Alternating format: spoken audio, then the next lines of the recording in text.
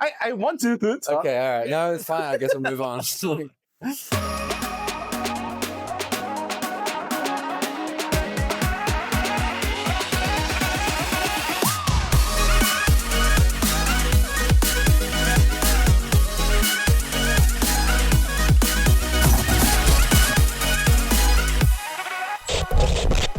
Hi, CD Bestie. Welcome back to CreativeDisc exclusive interview with me, Dundhee Yuwono. And today, I'm so honored to talk to this musician. I've been following his music in such a long time now. And here he is in Indonesia, Ruel. Hello, everybody. How are you? I'm good. How are you? I'm good. I'm totally great. James. I'm so finally meeting you in person. Yeah. Because I believe that CreativeDisc has already interviewed you like bunch of time, maybe Yeah. like 2 or 3 times already, but I've never met you in person. So Well, thank you so much for coming to this hotel room. thank you for inviting me to come to your hotel room. So how's been Indonesia treating you so far? It's been great. I've been going around all day today, just going to different radio stations and walking around. I tried lots of Indonesian coffee. I tried some good like fried chicken, like the spicy chicken stuff and like the takeaway. That was really, really good. Like the Korean version of fried I don't know chicken? what it was, but it was very good. Do you remember what that was? It was like if that was Indonesian fried chicken, what we had? Yeah. I see. Anyway, Okay. so I've been eating a bit of the food. And I believe that this is not the first time you've been in Indonesia. No, I was last here 6 years ago. 6 years ago. Yeah. And how many that you have ever been in Bali? Perhaps you have. I have been to Bali. I went to Bali 5 years ago. For a writing trip, just for music writing. Yeah, I went you to Bali. writing music in Bali? Yeah. Wow. It was pretty amazing. I wasn't doing much writing. I was mainly just like going drinking and surfing. So how many days that you will gonna be staying in Indonesia? I leave tomorrow night, unfortunately. Okay, but yeah, quick turnaround, but yeah, it's better than nothing. Okay. So let's talk about your music. Yeah. Well, Guess is the new thing that you released. Correct. Well, Guess has been described as showcasing a stripped back, vulnerable side of your sound, if I must say. What inspired the emotional tone of this song, and what story were you trying to tell with this song? I was trying to tell the story of two people parting ways early on in a friendship or relationship or working relationship, whatever it is. And it's kind of knowing that this isn't working. We're both not getting the best out of each other. And it's kind of feeling that on the other side first, feeling like they're slipping away from, the relationship. And kind of being okay with that and kind of feeling like, okay, this is, it's unfortunate, but at the same time, this is for the best. And this is how both of us are going to grow. Is it from your experiences, personal experiences? Yeah. I mean, it's like a kind of vague experience I've had with a lot of people in my life. I feel like, when anything kind of ends, whether it's just like flash in the pan sort of thing, or, it's more of something that it doesn't break you too much because you didn't let yourself get too deep anyway. Yeah. So you mentioned in an interview that Wild Guess come together really quickly, and it's actually your 5th new single. Yeah, I guess. Can you walk us through how the songwriting session for this track happened? Yeah, well, what's interesting, this is the last song I wrote for the album. So this is the one I wrote in March this year, where everything else was kind of written pretty much at the end of last year.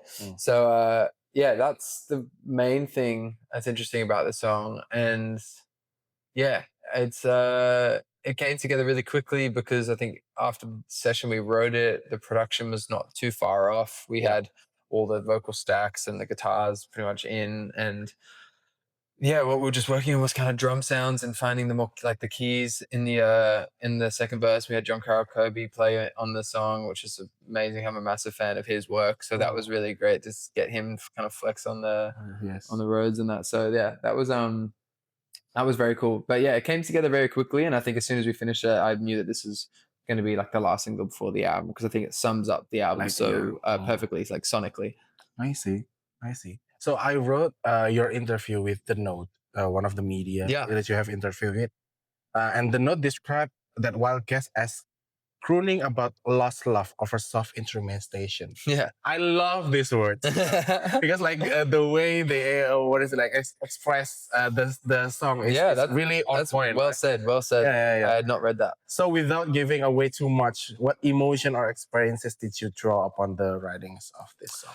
I mean, it kind of just wrote itself. I mean, I wrote it with Dan Wilson and Leroy Clampett, and we weren't talking about anything in particular. I suppose writing it, the lyrics kind of just came from that chorus.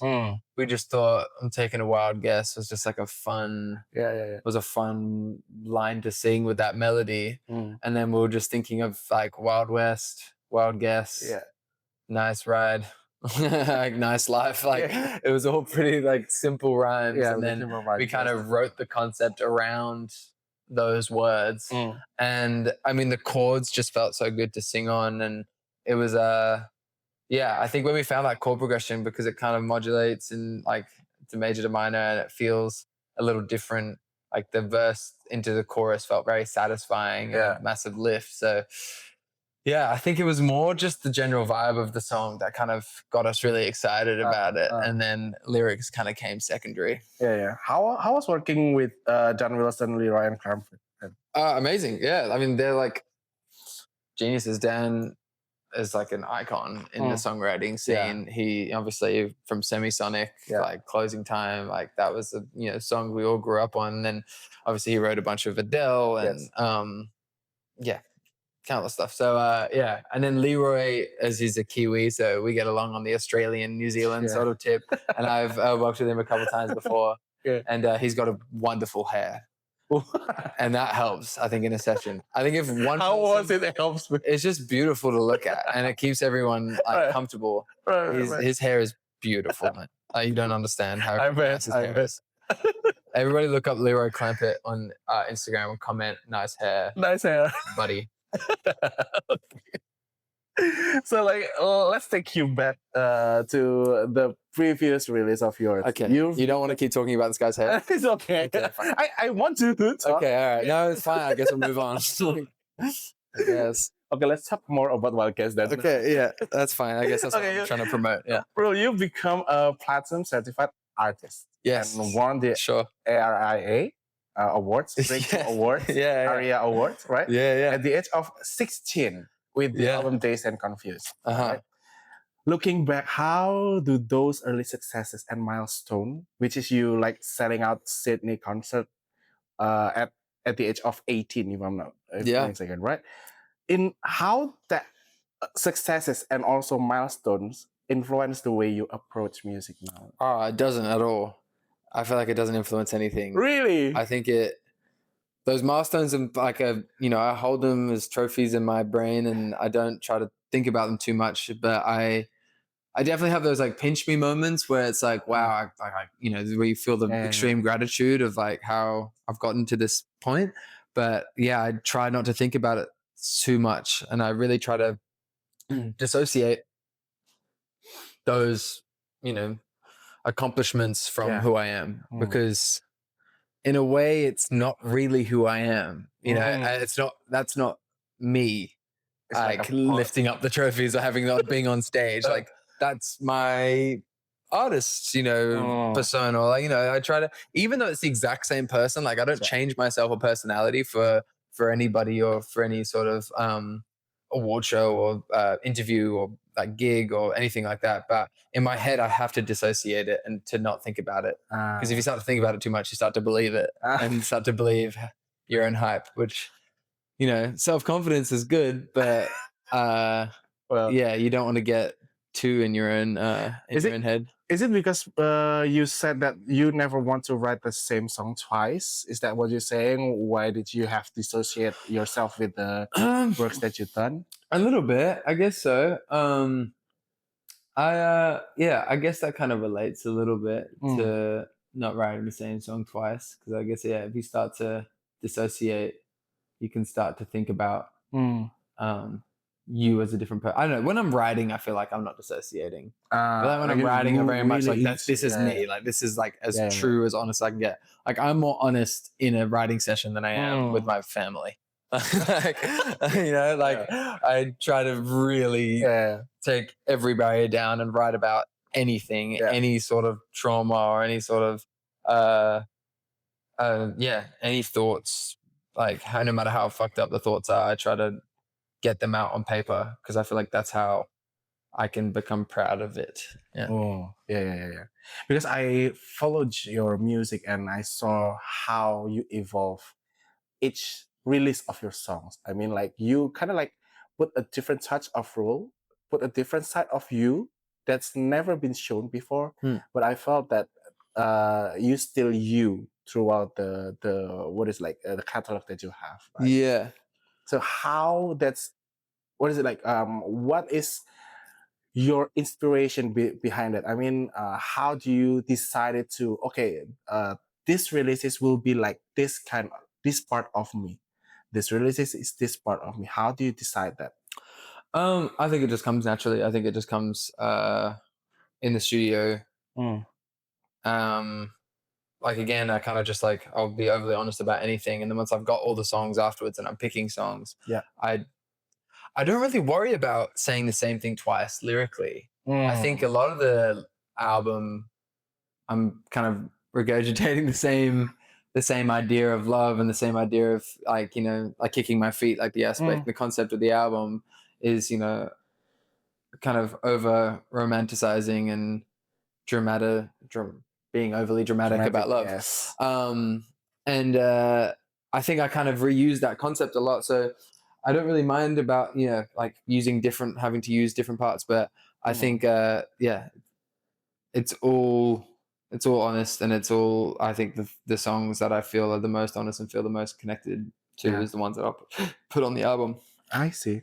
So were you always this kind of artist that put a concept into an album, or just like a go with the flow and then sums it up in one? Definitely a go with the flow sort of thing. I mean, for this new album, the last album, I definitely had a concept going into it. Like I remember drawing the album cover even before I wrote the first song. Like that was like the vibe for that one. Right. But for Kicking My Feet, it was far more go with the flow, try a billion different things, try a billion different genres, work with a billion different people, and just get completely disoriented. And kind of once you're at the most disoriented and when you start kind of coming around the bend and start writing the same songs over and over again, which is kind of where I got to, like after almost 200 songs, I did a trip to Nashville and I remember coming back and I was playing the songs like my team and I was like super proud of them. And they were just like, dude, like this is the same song you wrote a year ago. And I was like, no, it's not. And I like put them both back and I'd written the same exact melody 3 times. Oh my God. And I didn't even notice because I'd written so many songs. There's only so many melodies that are going through my head in a year. So, it was crazy. I was like, okay, so that was the end. I was like, okay, I've written enough fucking songs. And we had like 20 to pick from. So I was like, okay, that's enough. And that was kind of the way I knew to stop. Was it because like writer's block or just like not even? I think I've had patches of writer's block throughout. Like that always happens in any artist writing period. If you're writing for over a year or two, you're gonna have maybe a month or a few weeks that nothing's coming out. But I think I just kept writing through the writer's block, and I think maybe that's where you start to see the repetition is when you just kind of push through and you just keep writing, even if it's bad. If I go into a session, or if even I'm writing by myself, I could be halfway through the song and I know it's not going to make the album. But I'm like, I have to finish this song to be able to think about the next song and then the next song after that. And then to be able to keep, getting the brown water out the tap. So you never left unfinished songs then? Obviously everything's unfinished, but in terms of the song that's written, as in like a verse, chorus, second verse, you know what I mean? Like the general structure of the song. I think I have to get through it or through a day of doing it, because I think if you keep beating the horse on a day, sometimes that works as well. You can be, if something's not flowing, you can move on to the next idea, try something else, and maybe you can get something great for the second, third idea. But a lot of the time, if you're going through writer's block and you don't have the energy to push again for a whole nother song, you just got to get through the day and then move on to the next. And I know it sounds like a waste of time, and waste of people's energy, but I think it's so important for an artist to have those days, because if you don't, then like you're gonna write a bad song the next day. Yeah, that's true. So I cannot wait for 200 songs to be released. Yeah, obviously there's 200 songs on this next album. It's a really short 8-hour runtime. You can listen to it on one flight from Sydney to LA, and you should be able to get through most of it. Sure. No skips.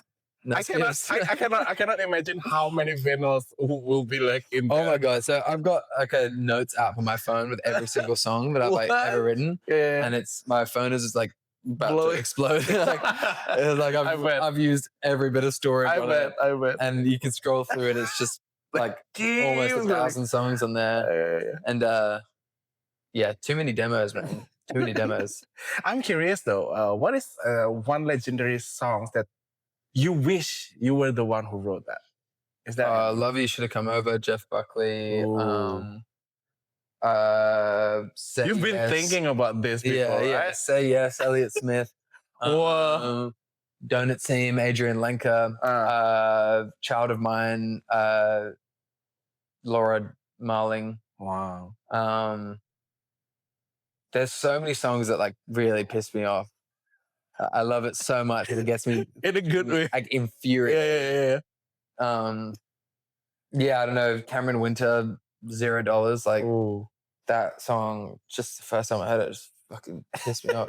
Especially when they're like, he's the same age as me. I'm like, come on, it was younger than me. I'm like, I'm supposed to be a fucking young one, and this fucking American dude from New York comes through with this like one of the most incredible albums of all time. So you keep challenging yourself by comparing your. I know. I get like stuck, and I start spiraling, and it gets me like overly stimulated and overly inspired, and then I'll go to my guitar and write a song at like 3 a.m. and I'll just be like smashing guitar against my head. I'm like, it's not better. Until anyway, yeah. So okay, my last question will be: is there any message to your Indonesian fans, and will you be perform in Indonesia? I would love to perform next year when I'm on tour, touring this album. Please. I mean, that's the plan, obviously, to come back here. I miss it very much. Tomorrow, I'm doing a little pop-up for a very small amount of people at like a record store. So that'll be fun to see some of the fans and play some songs on the guitar, play some of the new album. Yes, please. Yeah, hang out a little bit. So at least I got a little thing tomorrow, but hopefully a big show next year. Okay. Thank you so much for spending time with me. It's been a great pleasure to talk to you and talking about your music. I cannot wait to hear the whole things, and also like your next release, and also upcoming 200 songs that you promised. Exactly. Obviously. Yeah. Deluxe. Deluxe, super deluxe. So that's been it, Setidaknya. Thank you so much, Ruel, once again for your time. Very much. And don't forget to subscribe to our channel, CreativeDisc.com. My name is Dundhee Yuwono. Smash that like button. Smash that like button. Smash the subscribe. Comment and subscribe. Yes. Yeah. That's it. Thank you so much. Bye-bye. Bye-bye.